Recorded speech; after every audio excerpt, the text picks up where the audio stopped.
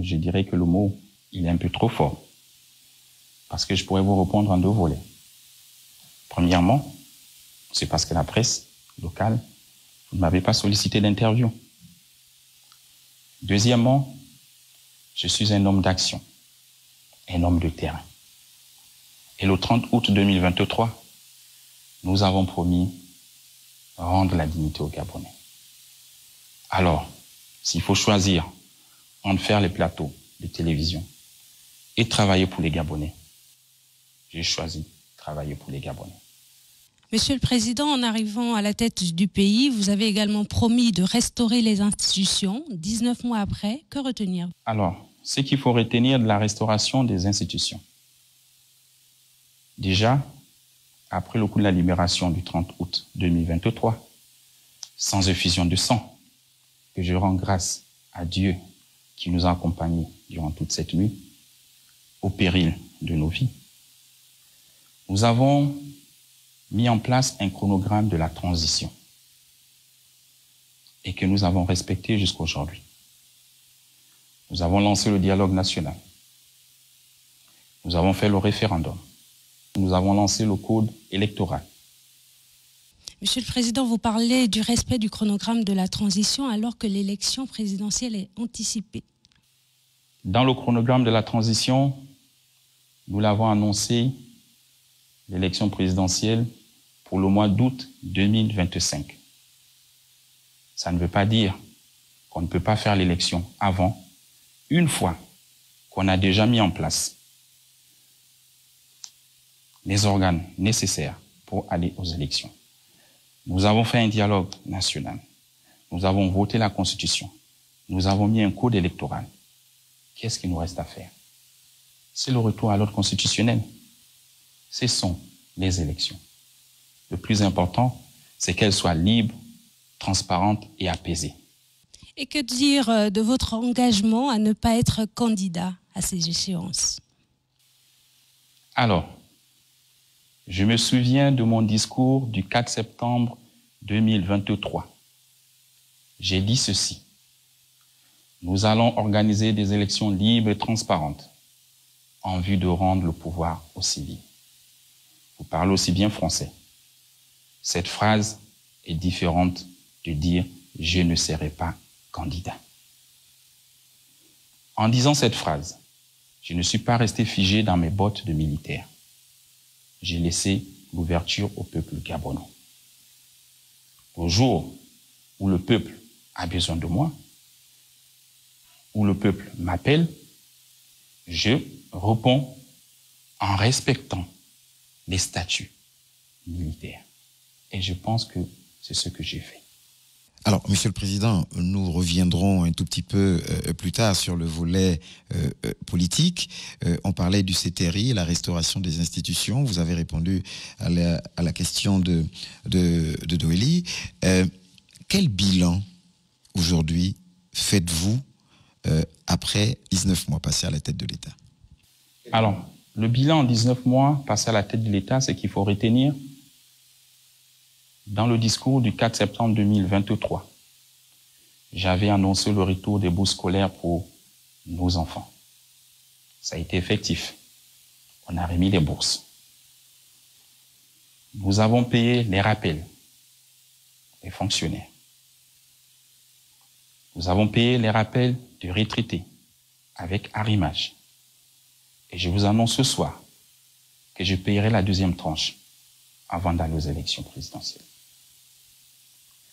Nous avons ouvert des postes budgétaires, ce qui était gelé avant.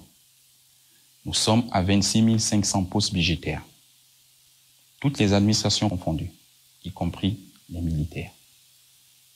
C'est des avancées énormes. Pour se réapproprier notre économie, nous avons acheté Assala. Il ne faut pas l'oublier que hier, JOC était à 26 000 barils jour. En rachetant Assala, aujourd'hui notre économie pétrolière, nous sommes à 70 000 barils jour que nous produisons, que nous gérons nous-mêmes. Et je vous annonce encore ici ce soir que je ne vais pas m'arrêter là. je compte acheter les actifs de Tullow Energy, 12 000 barils, pour augmenter notre capacité pétrolière à 82 000 barils jour. Je pense que nous tendons vers une économie forte. Nous avons créé Fly Gabon. Vous l'avez vu, c'est effectif. Nous avons repris nos actifs à la SNBG. C'est effectif. Nous avons créé la Banque du commerce pour l'entrepreneuriat des Gabonais. Elle existe. Nous avons lancé l'opération Taxi Gab, un jeune, un taxi. C'est 417 taxis que nous avons distribués. Et demain, je vais distribuer encore 400 autres taxis. Aucune province ne sera oubliée. Nous avons fait des routes en béton bitumineux, un peu aussi avec du goudron. Ça nous fait 1950 km de route en 19 mois. Je parle bien en 19 mois. Pas comme c'était le cas hier. Et je me souviens de cette belle phrase du député Akouré Davin, qui est devenu mon ministre. PK5, PK12, 7 km, soit 1 km de route par an. Nous avons battu le record. Nous avons construit des écoles, et vous les avez vues. Nous avons construit des hôpitaux, vous les avez vus. Et même des logements. Je suis à 1000 logements avec 300 de livrés. Je pense que le bilan, il est positif. Monsieur le Président, on veut bien vous suivre sur cette voie. On le voit, les résultats en matière d'employabilité, en matière de chantier sont perceptibles, voilà, sur le terrain, mais il y a un mal. Oui, votre bilan, il est peut-être positif pour vous, mais les Gabonais vous regardent et certains ne pourront peut-être pas suivre cette émission parce que ils sont enclins à plusieurs délestages, Monsieur le Président. Les délestages sont récurrents dans la capitale gabonaise, mais également à l'intérieur du pays. Pour les ménages, ça commence à devenir inconfortable. Je ne parle même pas des entreprises. Quelles sont les solutions, là également concrètes, que vous proposez aux Gabonais? Je vous comprends, madame. Les délestages, il faut comprendre que nous héritons d'un passif lourd. Et qui est lourd, que nous traînons jusqu'aujourd'hui. C'est comme disaient les jeunes Gabonais, tout est à refaire. Et oui, tout est à refaire. La SCG, on l'a trouvé obsolète. Il manque de groupes. Nous avons fait des efforts pour acheter certains groupes et des transformateurs pour essayer de remédier à ces problèmes. Mais quand vous regardez le Gabon, à l'heure actuelle, c'est 1000 mégawatts qu'il nous faut. Or, nous n'en disposons que de 700, soit un manque de 300 mégawatts sur l'étendue du territoire. Venons-en à Libreville. Libreville, c'est 350 mégawatts. Avec ce matériel vétuste, on a perdu encore quelques groupes. Libreville, ses fournisseurs ne fournissent que 200 mégawatts. 200 mégawatts, quand vous faites la différence, vous avez 150 mégawatts qu'il faut aller chercher. Et voilà pourquoi je suis allé chercher la société turque, qui nous fournit 70 mégawatts. Aujourd'hui, nous sommes à 270 mégawatts. Je ne dis pas que c'est suffisant. Mais il faut compléter. Il faut compléter par la réalisation des barrages hydroélectriques, tels que ceux que j'ai annoncés pour le barrage de Boué, sur les Vindo. Il faut compléter avec des centrales thermiques, avec l'éolien, l'énergie solaire. Parce que le Gabon que nous voulons demain, avec tout ce qui s'est construit, avec ces entreprises qui s'installent, c'est 1800 mégawatts qu'il nous faut. Et il faut aller les chercher. Je demande à ces Gabonais qui ont subi des dommages, de bien vouloir nous excuser. Mais nous faisons de notre mieux pour remédier à leurs problèmes. Tout ne peut pas se faire en un jour, mais je suis sûr qu'en 7 ans, on peut arriver à résoudre ces problèmes. Monsieur le Président, vous avez parlé de plusieurs chantiers que vous avez lancés. Mais quand on parcourt la capitale gabonaise, une fois encore, et quand on va même à l'intérieur du pays, les Gabonais s'interrogent parce qu'il y a plusieurs chantiers à l'arrêt. Quelle réponse pourrez-vous apporter à ces Gabonais qui se posent cette question? Madame, nous avons mis le pays en chantier. En chantier, c'est dire que même les entreprises sont débordées. Nous avons pénurie de sable, pénurie de ciment, pénurie de gravier et même pénurie de fer. Donc, les chantiers ne sont pas à l'arrêt. Il n'y a que de mauvaises langues qui peuvent s'exprimer ainsi. Quand vous regardez la vallée Sainte-Marie, ces immeubles, nous avons fini de gros œuvres.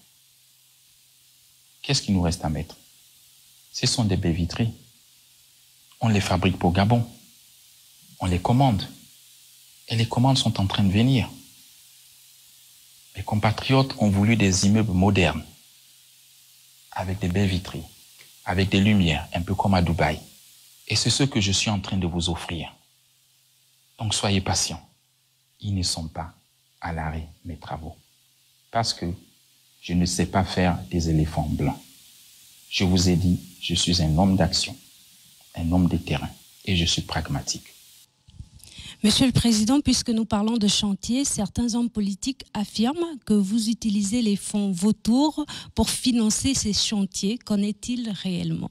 En politique, tous les coups sont permis, mais sauf insulter son pays.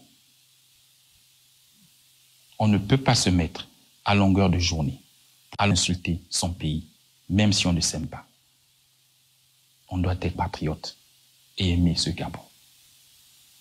Les chantiers avancent avec de l'argent que nous empruntons dans nos banques, avec de l'argent sorti de nos trésors publics, parce que nous avons assaini les finances publiques. Nous luttons contre la corruption. Nous avons fait l'unicité des caisses au trésor. Nous allons vers la digitalisation. Et ça nous a permis d'avoir des recettes en plus.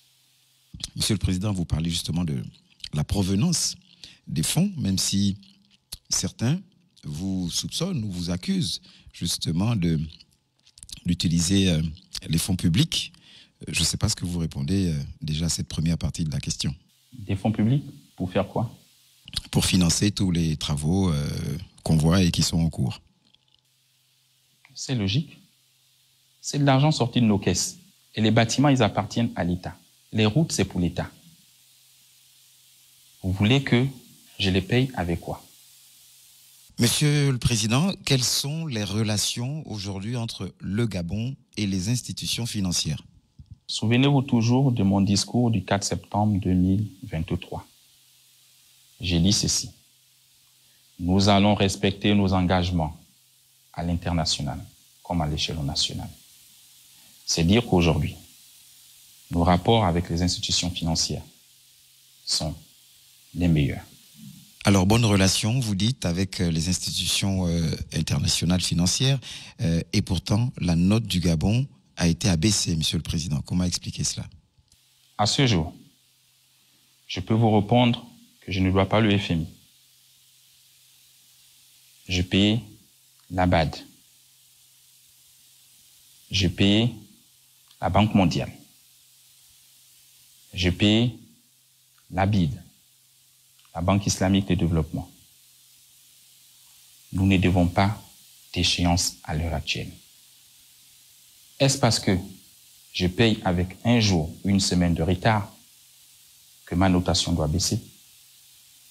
Quand nos dividendes sont payés en retard, nos impôts sont payés en retard, vous voulez que je paye la dette à temps avec quoi? Voilà pourquoi il y a souvent des retards de paiement. Quand les dividendes sont payés en retard, ça décale aussi les échéances des paiements. Et qu'ils le comprennent. Aujourd'hui, nous avons reprofilé notre dette à hauteur de 1450 milliards. La dette intérieure. Et nous l'avons titrée à 6,99% d'intérêt. J'attends maintenant que ces agences de notation, qui sont les meilleures au monde, puissent rehausser notre note. Et je profite de ce passage pour remercier tous ces présidents, ces directeurs des grands groupes de banques qui m'ont aidé à reprofiler notre dette intérieure. Je leur dis merci. Sur un tout autre plan, Monsieur le Président, celui de la diplomatie, certains se posent la question, quels sont les rapports du Gabon à ce jour avec la France? Que répondez-vous? Mais pourquoi forcément la France? Il est dit que le coup de libération au Gabon est un coup de libération validé par la France, Monsieur le Président. Mais non. Quand nous avons fait le coup de la libération ce soir, on n'a pas demandé l'accord de la France ni l'accord du Biman. Nous l'avons fait seul entre Gabonais. Et mes rapports avec la France sont au meilleur niveau, comme avec tous les États du monde. Je vous ai dit, je suis ouvert et je suis inclusif. La France et le Gabon entretiennent des rapports État à État, avec un respect mutuel. J'ai été invité 4 fois en France. J'ai été reçu par le président Emmanuel Macron et nous avons échangé. Nous nous sommes dit, on veut des rapports État à État, plus de rapports d'individus. J'ai également été invité pour l'ouverture des Jeux Olympiques. J'ai été invité pour le sommet de la francophonie. Et j'ai été invité pour l'ouverture de Notre-Dame. Il ne faut pas l'oublier, la France est notre partenaire historique. Monsieur le Président, entre la diplomatie et la politique, il n'y a qu'un pas.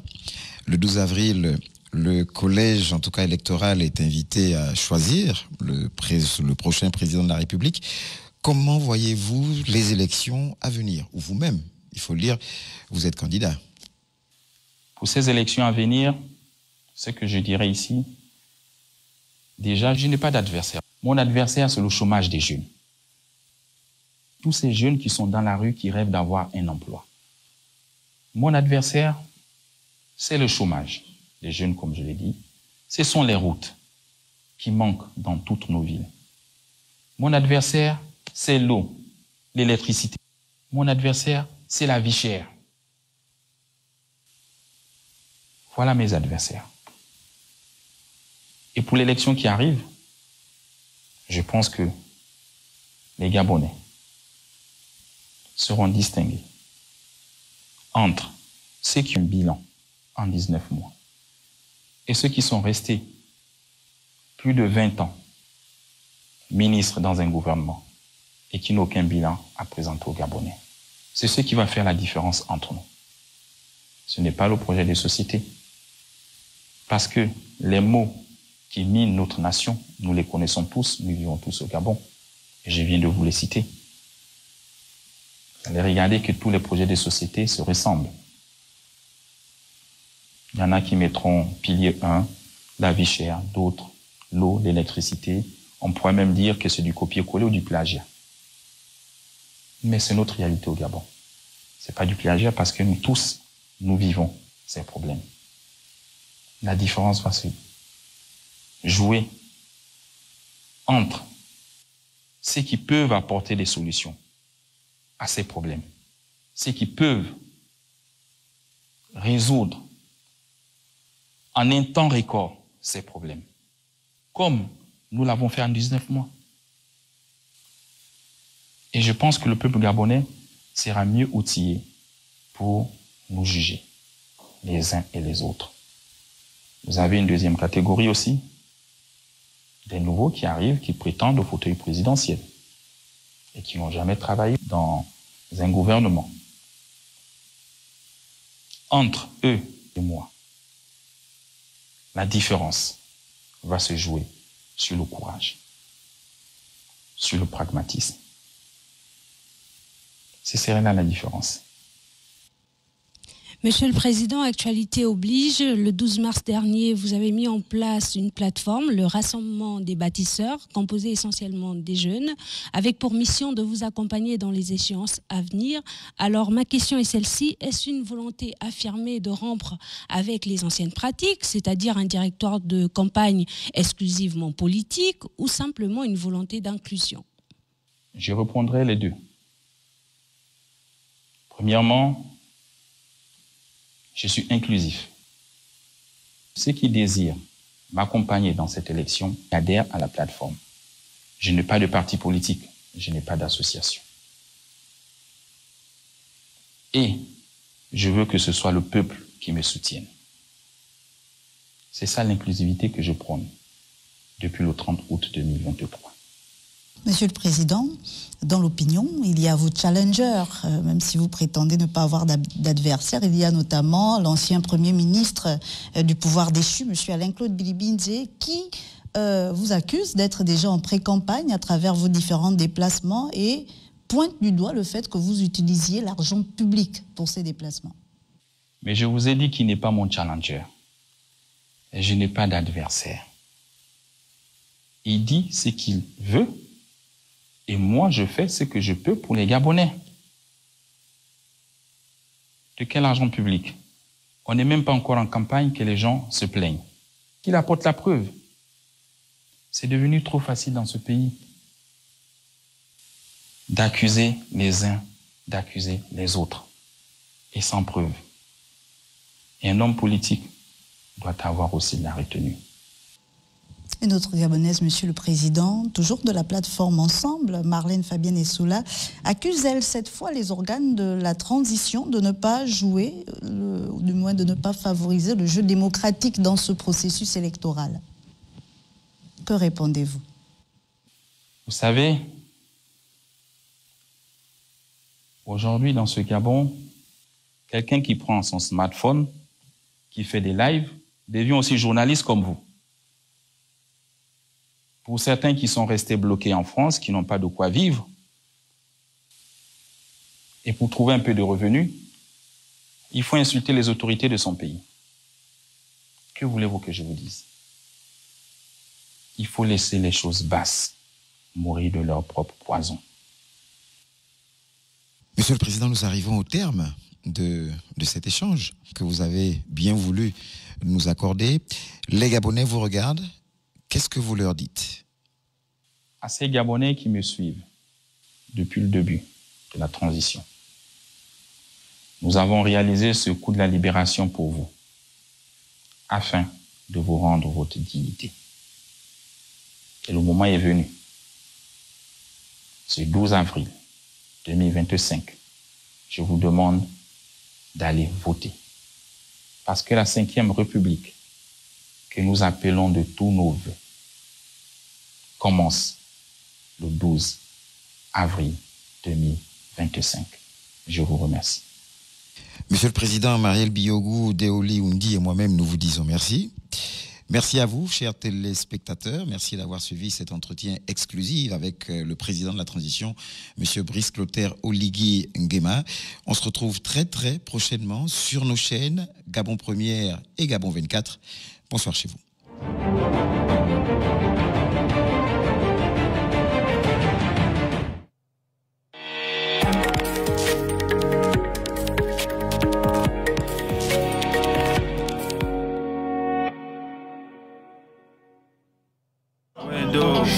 yetu wo mayona mi tuvasunanga Gabon 24.